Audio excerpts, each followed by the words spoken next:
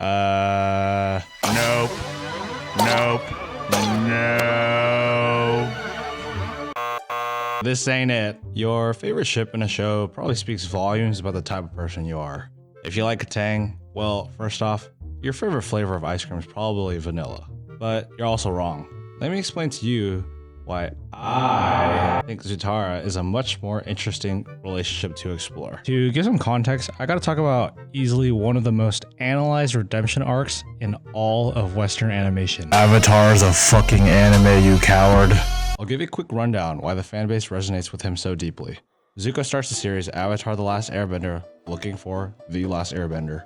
He has an extreme hard-on for finding Aang because his daddy, the Fire Lord, spanked him a little too hard in the face for speaking out of turn, which gave him his iconic scar on his face, and thus banished him from the royal family.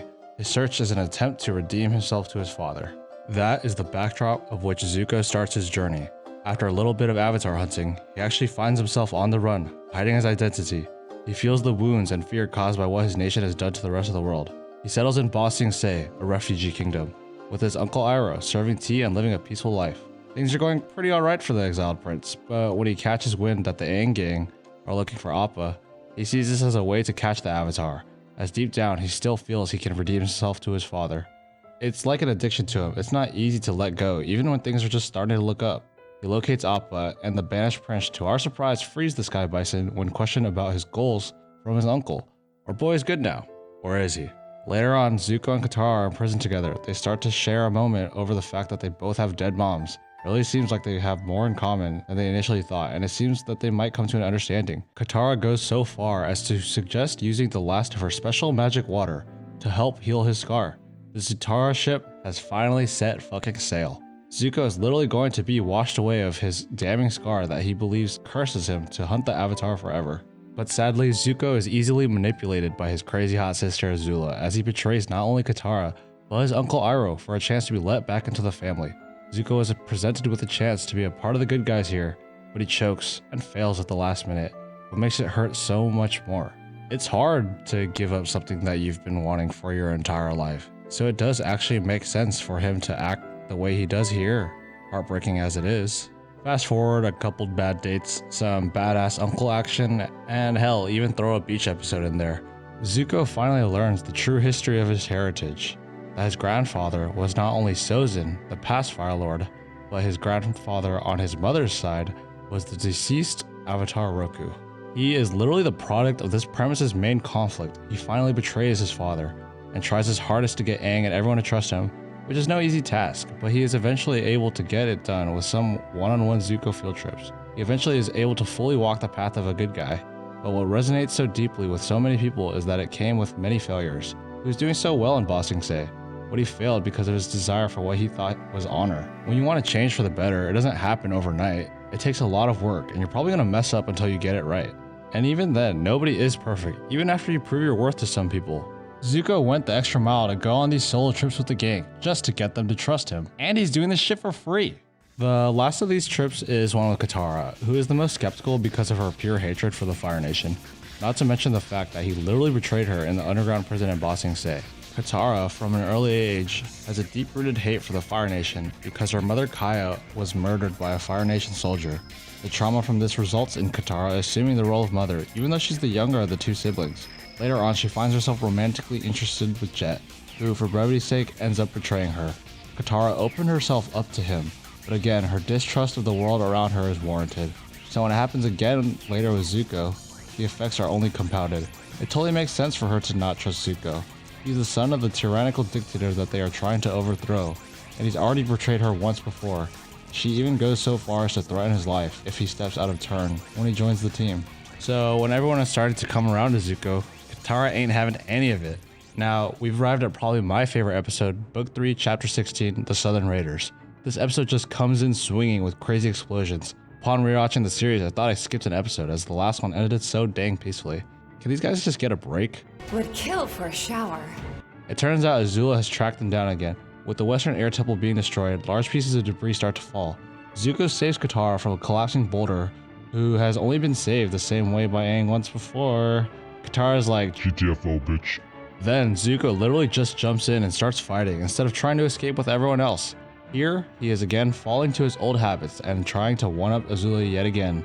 To me, this plants a little seed for the rest of the episode given the premise, one that makes it seem like Zuko is kind of slipping up again. Anyway, to escape, Sokka decides the only way to get through this is to split up, which prompts Katara to say that the Fire Nation can't separate their family again, as they have just been reunited with their dad in the last episode. This reminds us how family-oriented Katara is. God, these characters are so well defined. They manage to escape, and one bad, maybe too soon joke later, Katara gets all pissy, rightfully so, and again mentions her dead mother. Zuko deduces that she is using this anger from that to pin onto himself, so he comes up with a brilliant plan to help her get revenge on her mother's killer, which he knows how to locate because of his Fire Nation military know-how.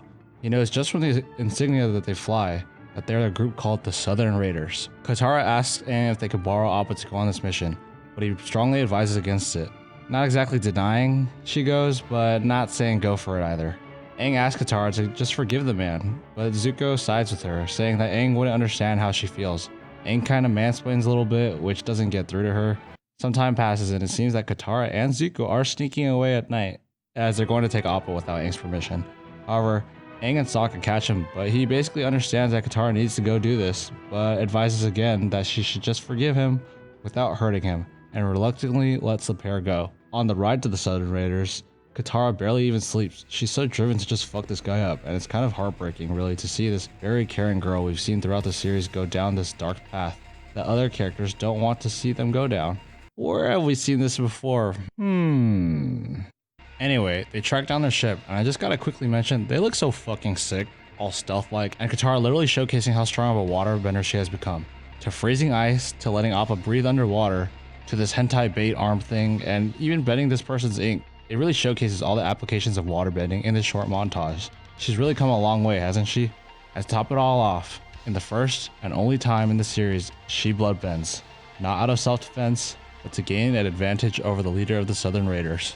Interestingly enough, Zuko is the one questioning the man, and not Katara, showing that this is really important to him too. Katara never forgot the eyes of the man who killed her mother, and determines that this is not him. This, in a way, demonstrates Katara's forgiving nature. She's not gonna kill some random guy, that's just not the way she is. This man is Fire Nation, but he didn't commit the crime that she had set out to serve justice for, so she's just gonna let him go. This also presents a predicament for Zuko, because it turns out his plan to find Katara's mother's killer were short-sighted yet again, just like his old plans to capture the Avatar. It really feels like Zuko is back to his old violent and vengeful ways. Zuko decided to go along with Katara's ill-conceived motivations like this because this is how he's acted his entire life. He's had this grudge and this unrelenting ambition to achieve his goals. He was raised in violence, so it's natural for him, and he can really empathize with Katara in her hatred for someone here, especially since they both have had their mother taken away from the Fire Nation. Zuko sure has had many wins in the past few episodes, but you don't automatically change. You're gonna follow your old habits when it's convenient, but in the end, it still is your choice to fight against that. That's what Zuko's arc is about. When I watch this, I'm kind of relieved because Katara doesn't harm this man, she just walks away. Zuko kind of gets a jail out of free card because although he was just enabling Katara's revenge, it's at least put off, for now. It really seems as if Katara is ready to move on as she's gotten her rage out. Zuko continues to interrogate the man who spills the beans that they're looking for Yeon-Ra, the recently retired leader of the Southern Raiders. There's still another chance to get her mother's killer, so they go for it. Yeon-Ra is an old man who now just tends to his garden. His mother berates him for his shitty, hard, inedible vegetables. They really just convey that this dude is just down on his luck now, but he's minding his own business. The next scene opens on a thunderstorm, with Yeon-Ra on his way back home. He suspects that he's being followed and blindly attacks with fire, showing his willingness to attack without warning and his suspicion for the world around him. The pair gets to jump on him, and in one of the most epic shots in the entire show, Katara stops the pouring rain, almost like freezing time itself. She attacks Yeon-Ra with a barrage of icicles, and at the last second, stops her assault. In a desperate attempt to save his life, Yeon-Ra admits to his horrible actions and says Katara deserves revenge, and offers his mother's life in exchange, as if human lives are some sort of transactional thing that have equal worth like that. Katara, now finally seeing this sad shell of a man, admits that although she hates him, she can't kill him, because it would put her on the same level as someone as weak and pitiful as he is. She finally is able to confront something that she has been probably looking forward to for her entire life. But when it finally comes down to it, she stays true to her values, which must have taken incredible strength. When something is right in front of you, something that will damage you, you just don't care. You want it so irrationally, it's hard to not give into those desires that have been eating away at you your entire life. This is something that Zuko had to do before, when he finally confronted the Fire Lord for his wrongdoings, and his choice to swallow his pride to help the Avatar. Intentionally or not, Zuko allowed Katara to get to this crossroad, and she is able to make the right choice, and they experience this together. So Zuko technically is stumbling and makes questionable decisions, allowing Katara to go just kill this guy, but he gets to observe her make the right decision, which reiterates the conclusions he had to come to prior to joining the team. This one episode allows Katara's arc to come to a close, as she was able to confront a Chamra she has had her entire life. She's learned about forgiveness from Aang and from Zuko, that your heritage doesn't decide the kind of person you are. Only you can decide that. So she decides to stay true to herself, rather than hold on to this grudge that is holding her back. Katara also uses what she learned in this episode about forgiveness to finally accept Zuko, which firmly establishes his position as a member of Team Avatar. When they return back to the gang, Zuko admits that Aang was right, that he knew what was best for Katara, that violence is never the answer. Aang, seemingly brushing it off, is able to say it never is. But Zuko brings everything full circle and drops one of the most incredible lines of dialogue in the entire series. What are you gonna do when you face my father?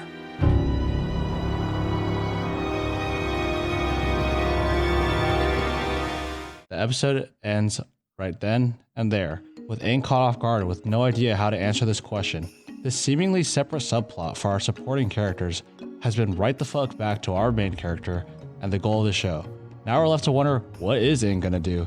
This entire series, we're left to think Aang is going to exact his revenge for killing all the air nomads and defeat the Fire Lord in a regular shonen action battle and just be done with it. Ooh, the world is saved. No. This entire episode, Aang has been very appreciative about his non-violent nomadic teachings. So Zuko's basically thinking, it's time to practice what you preach, Aang.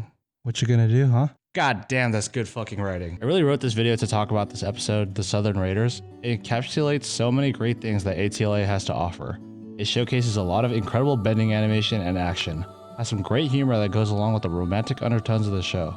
It also exhibits incredible writing by bringing the seemingly smaller scope subplot back into the larger narrative, and leaves us wanting an answer to a seemingly unanswerable question for our hero, all while emulating what's to come in the finale of the series. It's able to beautifully weave these two damaged character stories together, and allows them to complete each other's arc in a single tightly knit episode. Not to mention, blow some wind for the Zutara sail. And that's why I will die on this sinking ship.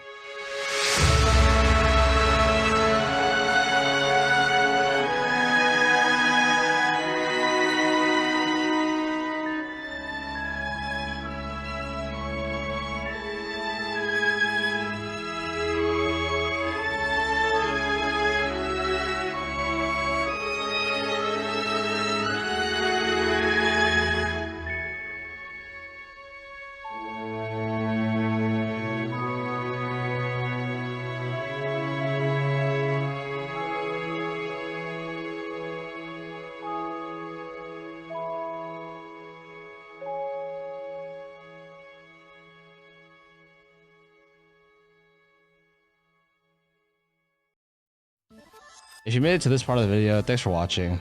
I know it's a little different from my first couple of videos, but I ended up rewatching Avatar as it just hit Netflix again, and everyone's talking about it again. Isn't it funny how fads work like that? It's been like so long since it came out, but it's like, it's got this new life now that the internet is so much more connected in a way. Anyway, I just had tons to say about it. This show's just so good, but you probably already knew that. Anyway, if you like Zutara, please like. If you don't, comment why. Anyway, I got more videos in the works, so if you like what you saw, please subscribe. Peace!